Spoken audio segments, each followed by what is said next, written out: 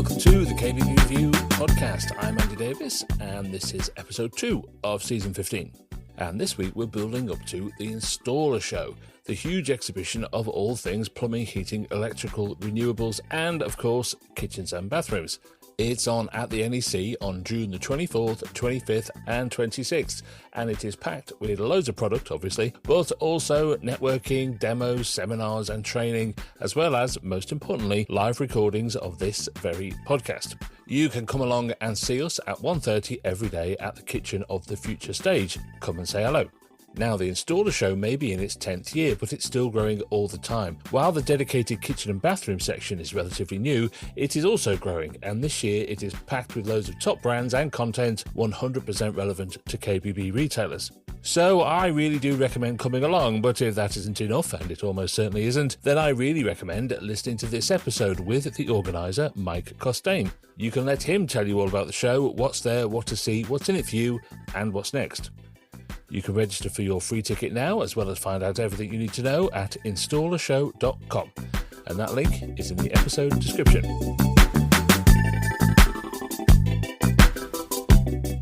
And here is Mike Costain. Hello, Mike. Hello, Andy. How are you? I'm all right, sir. I'm very, very well. Where are you talking to us from today?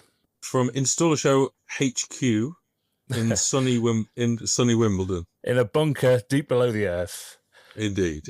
Where the InstallerSHOW is put together. I mean, look, we're counting the days down now. We're counting days rather than weeks to the show. So I'm just wondering what happens when it gets to a couple of weeks away from a big show like this.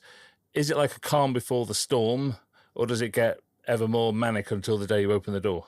Good question. Depends how the figures are looking, really. And by that, I mean, it depends how the visitor numbers are looking. I think we're fortunate that we are, well, not collectively, and I'm probably one of the oldest in the team, but, we've been doing this for quite a while.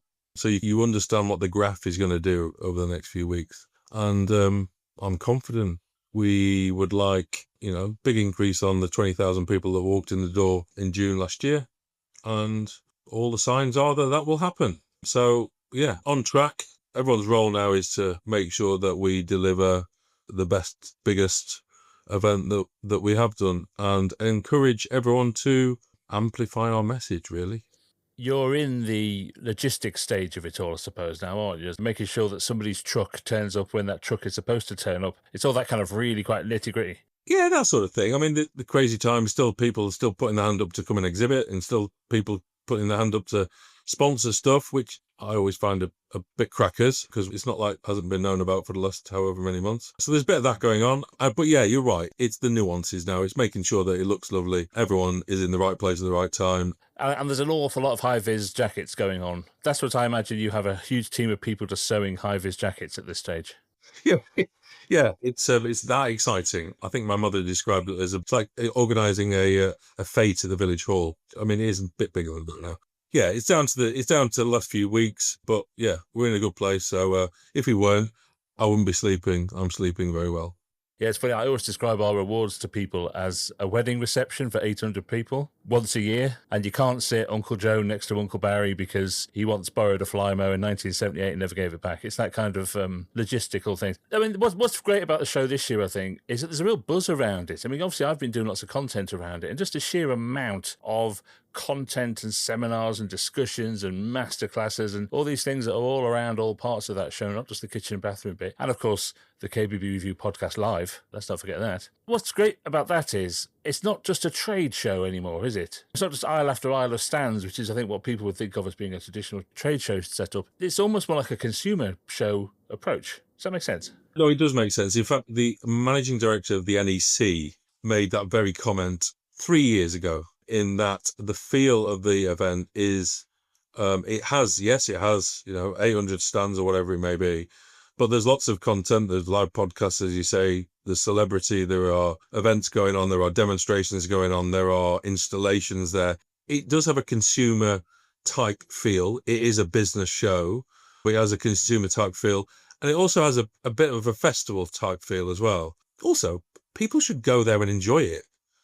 It's not a bad thing to go and do something like this and enjoy it. We shouldn't be ashamed of that. And we are conscious that people, have to take the time out of their day job, and we want them to enjoy it. We want them to learn. want to listen to stuff that they've got penciled into their diary, maybe bump into people that they know, hopefully have chats with people that they should know. So yeah, there's lots of elements to an event like this, and education and fun can go hand in hand. They don't have to be completely separate.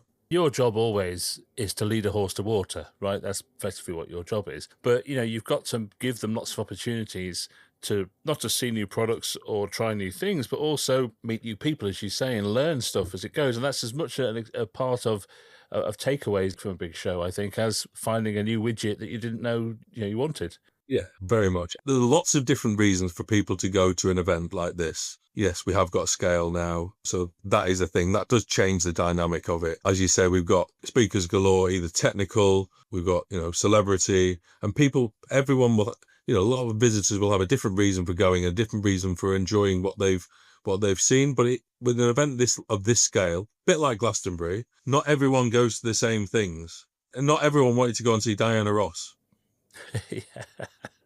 Look, let's talk about celebrities, because I was looking down the list. You have like a more eclectic lineup than an episode of Blankety Blank.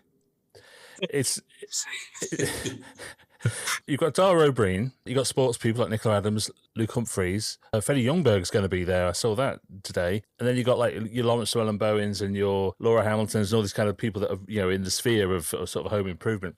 They're a bit of showbiz, aren't they? But is it a draw? I mean, what does it bring to the event to get such well-known faces there, do you think?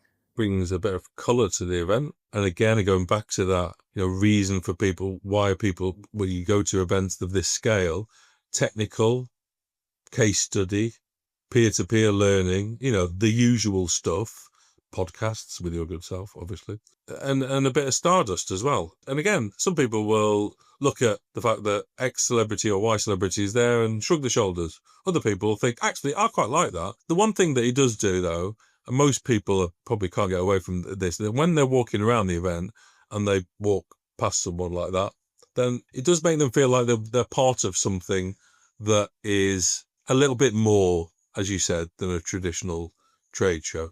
So that is a good thing. Yeah, it really is. So speaking of more than a traditional trade show, one of the things I'm really looking forward to seeing, I mean, you're literally building a house in the middle of the show. What's the train of thought there? Why? Well, it goes back to the ambition. It goes back to the fact that we want to surprise, and we want to also be seen to be investing and doing something that most business-to-business events won't do, for obvious reasons. This is a logistical challenge. The house is currently being constructed and then deconstructed on an agricultural piece of land in Suffolk, I think it is. And it comes over to the NEC in 3 weeks, then it goes up again, then it comes down again, and then it pops off somewhere else. It's a statement from our perspective. The collaboration between architect, construction company, kitchen supplier, underfloor heating supplier, roofing supplier has been pretty impressive. And I suppose that highlights that whole house, whole building collaboration. I'm getting a bit serious now. And again, I think that's a good thing because, working in isolation, everyone, well, I do that and you do that and all that sort of stuff. Actually, most buildings don't come together. People have got to talk to each other and have got to collaborate. I assume that's where you're staying for the duration of the show, is it?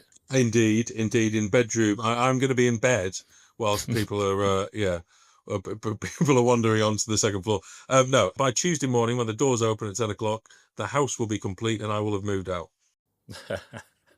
I thought it'd be like install a Big Brother or something. That's where all the celebrities are staying. No one wants to see me in bed. But I think you're right, though. I always talk about this. Kitchens and bathrooms in particular, that there are lots of different industries all bolted together. And they only really come together in the consumer's house. So it's furniture and worktops and sinks and taps and ceramics and shower trays and whatever all these things are. They're all produced in different ways, but they come together in one place. And that collaboration happens on the spot. And I think it's really important, as you say, to illustrate that at events like this, that all projects are a collaboration between different trades, the designer, the different skills that people have, the supplier, the manufacturer, and to bring them all together in one place to illustrate that, I do genuinely think, I'm getting very serious now, is really important. And I haven't really seen that enough, I don't think.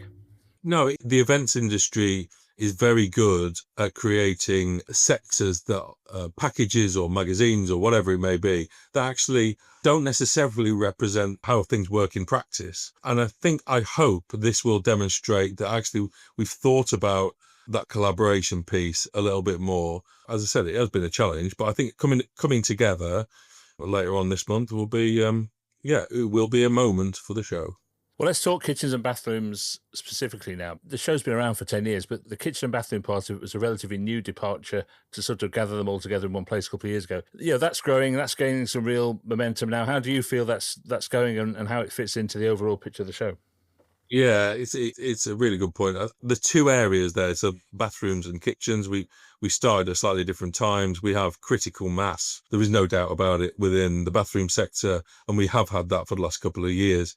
I think this is the first year that we've got real critical mass in the kitchen sector from an exhibitor perspective and a supplier point of view. And I think that the program of talks that are, well, obviously you're heavily involved in, that's going on the Kitchen of the Future, I suppose highlights our commitment to this sector.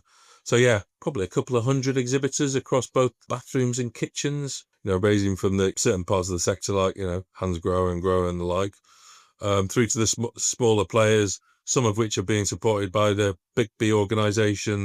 They have a pavilion, we've got tiles, lots of different interiors from a kitchen point of view, the likes of Blanco on the Kitchen of the Future. So yeah, it feels like we've started to make a name for ourselves in both the sectors. Obviously, you're called the InstallerSHOW, but it's obvious that your ambitions are much more than that. You want a much broader audience than that to come to this event. So I'm a kitchen or bathroom retailer. I have a showroom. Why would I come to this show? What would you say to me if I was dithering whether to come or not? I mean, from a pure product and supplier perspective, if you are a retailer, the likes of Hans Grohe or Grohe or whoever it may be, will have a solution for you. They will have your product range there. And from a talks perspective, what we're wanting to do here is to show that, again, that there is nothing being done in isolation. So it shows how the supply chain is working together. It will give you, update on trends and the like. And you'll be sitting next to people who are, retailers listening to your good self, but you'll also be listening to designers, architects, house builders, commercial property owners, and installers. And that should hopefully give you an understanding of how this market is put together. So yeah, product, lots of it, and talks and education, and then with a sprinkling of celebrity.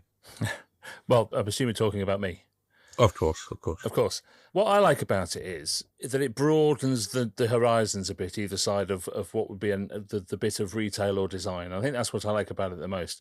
Yeah, even the most experienced kitchen and bathroom designers can never learn enough about installation. It's always changing, it's always developing, and actually some of the most innovative things I've seen in the last few years have all been behind the wall. So I really do recommend coming along if you're a retailer or designer, just because you just might see something that you haven't seen before. Now, it might not be in front of the wall, it'll probably be behind the wall, but it will broaden your horizons just that little bit. That's my view.